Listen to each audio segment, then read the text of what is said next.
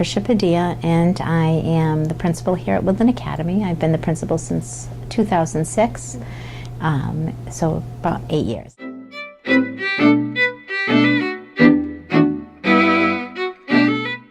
I was born and raised in Worcester. I was educated through the Worcester Public School System until high school, and then I went to a local Catholic school. I returned to school and did go to Clark University as well, and I received my undergrad and my postgrad degree from Clark University. I was a teacher within the Worcester Public Schools, and in 2004 I left and I went to Shrewsbury and became an assistant principal in Shrewsbury, and then came back to Worcester when the opportunity for principalship opened up here at the former Accelerated Learning Lab, which was the All School. A few years into, in 2006 they changed the name of the school, and we went through a process, and then 2008 became Woodland Academy.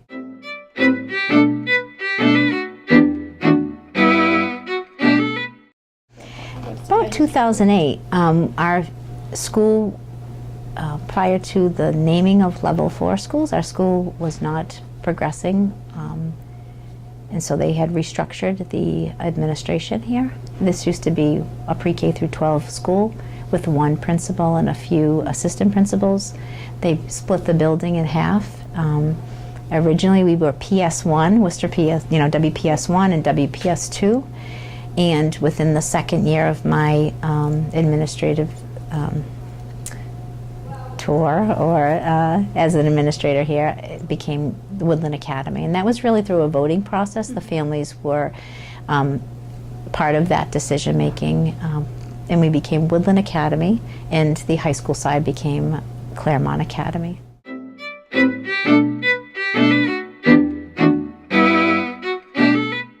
Initially, I think Clark University has always been part of the Maine-South connections. It wasn't until a few years into my time here as a principal that we started to reestablish that connection. I felt as though that our school needed a lot of restructuring and didn't want to have Clark students really be part of that process. I think we had to provide our students and staff an opportunity to develop as a community, and really focus on becoming a respectful learning community, and that's what we focused on. When that was established, I reconnected with the Hyatt Center and spoke with Tom Delpree and as well as Holly in order to reestablish that relationship and to begin supporting students that were in the educational field or other areas that needed to be part of a school community.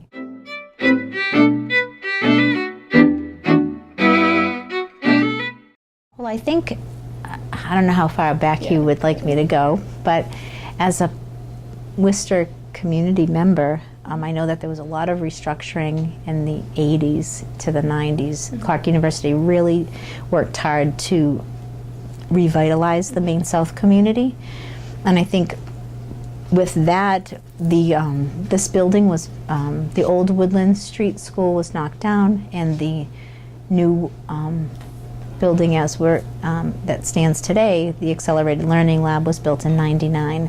And at that time, I know Clark University had a partnership of restructuring the building, as well as in 2006 when they restructured the administrative staff here. They also were part of that voting team and part of the collaboration to ensure that there was someone that was truly committed to the community to be part and to lead the school.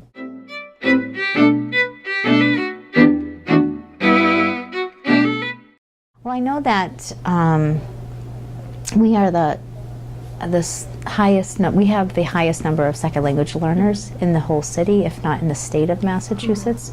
We have one of the highest poverty count within the city as well as the state. So there are a lot of factors that come into play with our students, and I think so it's really more than just one. So there's a lot of different elements that we have to look at to ensure that we're supporting our students. So number one, making sure that we have the staff who is aware of the needs of our students and make sure that they change their teaching practices to encompass that. So we could look at the ELL factor, the second language component, and ensure that we're providing our students with the support, as well as the qualified teachers that are trained to support second language learners. Culturally, we have to be aware of the diverse population. Although we have over 70% Latino, we also embrace many other families and students that come from other countries, and we have probably about 15 different languages that are spoken here within the building. So being aware of the differences that come along with that, that's really big pieces in regards to instructional practices. But reaching out to families and ensuring that they understand and continue to build a trusted relationship with the school. Oftentimes there are cultural differences that a typical monolingual Caucasian teacher might not understand, in which that is the typical profile of a teacher. We really work hard to establish the relationships with our families, welcome them into our schools, and educate them as to the American educational system, which often is extremely different than what they've experienced in their native countries. So that is really important.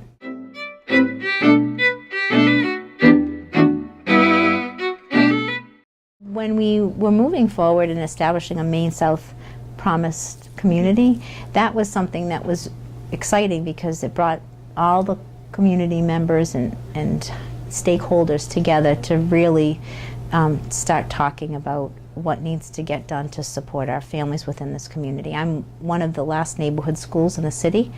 All my students live within a 2-mile radius, so I have majority of my students are walkers. So what could we do to sort of support those families and not just have school be just one educational component? So we have a health center here in this building which provides health care to the students as well as their families. And some of the changes within the community have been generated through the meetings, through the Maine South meetings. So I think bringing those agencies together has enhanced the relationships and the communications between the different agencies. For example, the Worcester CDC, located on Main Street, works with us in regards to providing opportunities for our families to find housing if they're seeking housing. But the relationship doesn't stop there. It is then enhanced by a grant which they wrote that provides our students with e-readers, electronic readers over the summer, so that they don't demonstrate summer slide, which we often see. The kids lose learning over the summer. We work collaboratively with Boys and Girls Club. They provide our support for our students, especially on our early release days. They open up their facility prior to anyone else being able to go utilize that. Clark University. We have a great relationship with Clark in order to support both the students that need hours, whether it's through educational experiences or volunteer hours. But we also benefit from those relationships as well. So there are many more agencies, but having the connections, the police work closely with us. We have, we're in a high crime area. We have prostitution that occurs right down the street. So the District 4 City Councilor, Sarai Rivera, works closely with Woodland Academy as well as the police department and other agencies to ensure that our students and staff are safe and community members. So we have a strong PTO that we invite outside agencies in to educate them in all different areas, whether that's immigration, housing. Many of our families don't understand the system, so this provides them an opportunity to learn about the system and how to navigate it successfully. So we tap into the resources within the community.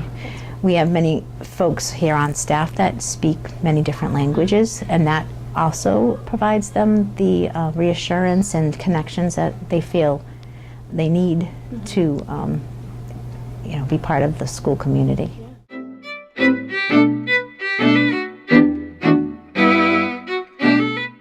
I am very happy to say that in June we applied for a grant through the Apple company.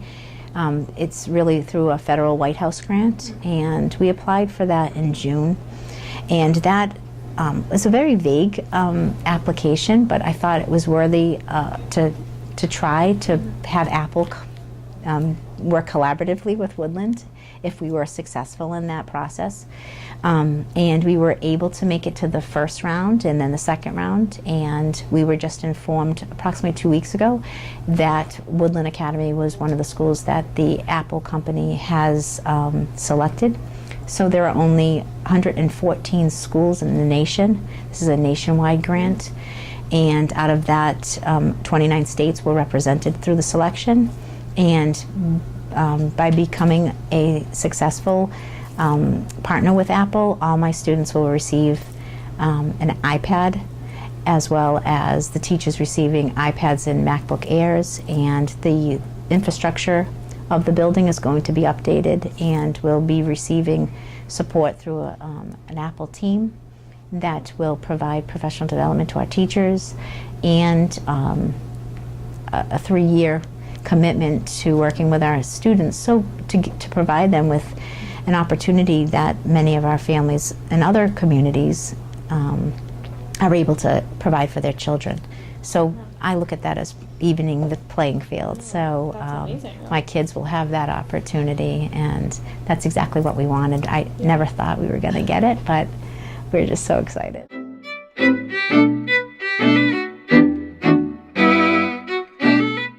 I know right now we are focusing all of our professional development in collaboration with the ESL department here in the city, as well as Worcester State, in educating our teachers to understand second language acquisition and to ensure that the quality of education is aligned with the needs of the linguistic needs of our students. So that is it just started in August, and so the commitment will follow throughout this school year. We're also working with the Center for Collaboration, working with an action research group to identify the strengths and weaknesses in the instructional practices to better support our second language learners. The families' dynamics and the profiles of our families don't change, so we really need to start changing our instructional practices to meet their needs. And I know that some schools have 1 or 2 ELLs, English language learners, in their classroom. We have over 19 in every classroom, so our instructional practices have to reflect that. And I have a fabulous staff, and they go above and beyond to make sure that they do what is best for the kids. So with all the pieces in place and the right folks on the bus, we're able to move forward and to provide the kids with what they need in order to be successful 21st century learners.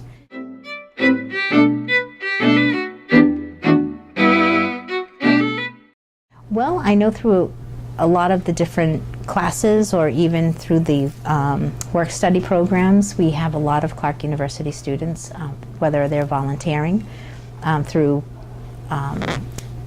coursework that they're doing, or through the work-study, but we also have a collaboration with Big Brothers Big Sisters that they volunteer for that, to provide a role model for some of our students that need that connection, or someone to care about them in a different way, so that there's many different ways in which they become part of our school. And we, many of my staff members and I work collaboratively with several of the professors over at Clark, so that just enhances the research-based activities that go on in the class.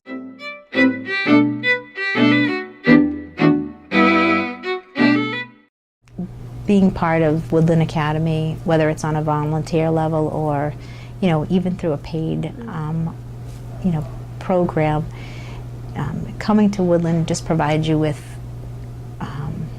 connections that you're not able to make if you stay on campus.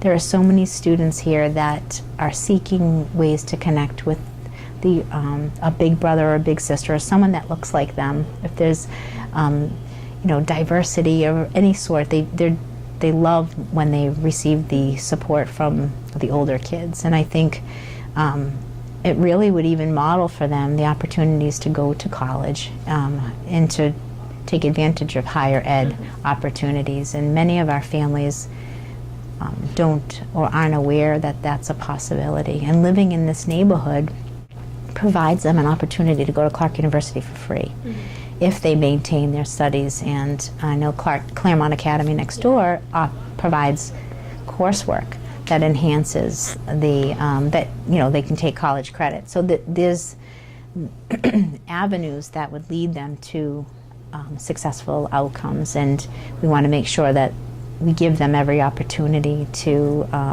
see that's possible for them. And we take field trips to Clark so that they can walk on campus and know that just because I might not be able to afford it, or my parents didn't go to college, or they don't read, or they don't speak the language, doesn't mean that they cannot be successful citizens of our community. So we make sure that they know that.